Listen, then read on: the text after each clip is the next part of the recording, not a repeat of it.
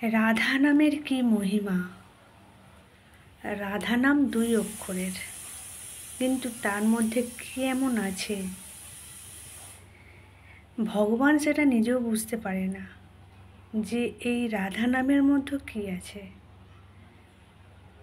সেই জন্য কলিযুগে শ্রীকৃষ্ণ চৈতন্য মহাপ্রভু ভগবান যখন বলছেন রাধেকে যে ভক্তরা কি সুখ পায় আমার চরণে সেবা করে, আমাকে পূজা করে, আমাকে ভালোবেসে ভক্তরা কি সুখ পায়, তখন রাধারানী বলছেন যে গোবিন্দ, তাহলে তোমাকে তো কি বলবো, কেউ যদি মালিক সেজে থাকে, হ্যাঁ, মালিকের থেকে কি বলবো, যারা চাকর তারা কিন্তু বেশি সুখী, কারণ চাকরের কোনো টেনশান নেই, লাভ লোকসান সে মালিক বুঝবে, আমার কি, আমি খাবো দাবো থাকবো।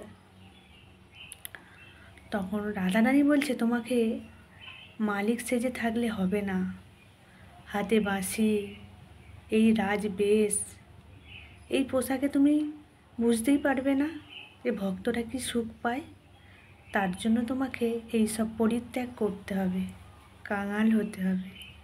সব কিছু পরিত্যাগ করে তুমি যদি ধুলায় গড়াগড়ি দিতে পারো আর মুখে কৃষ্ণ কৃষ্ণ করো, তাহলেই তুমি তখন বুঝবে যে ভক্তরা তোমার নাম করে কি সুখ পায়।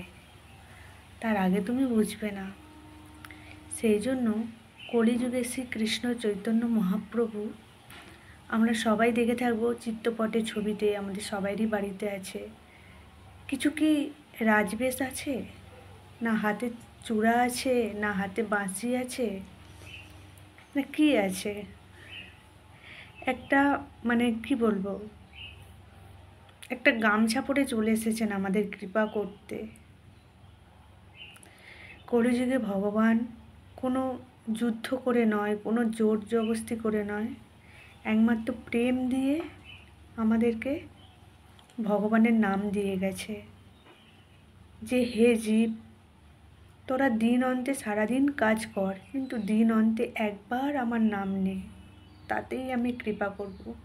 কত সহজ। অন্যান্য যুগে ভগবানকে পাওয়া কত কঠিন ছিল, যাগ যজ্ঞ করতে হতো, তপস্যা করতে হতো, ধ্যান করতে হতো, কিন্তু কলিযুগে ওইসব কোনো কিছু না। সেই জন্য তো দেবতারাও চাইছে যে কলিযুগে আমাদের জন্ম হোক। হ্যাঁ, কলিযুগে 3 ভাগ অধর্ম, 1 ভাগ ধর্ম, তবুও বলছে কলিযুগ ধন্য।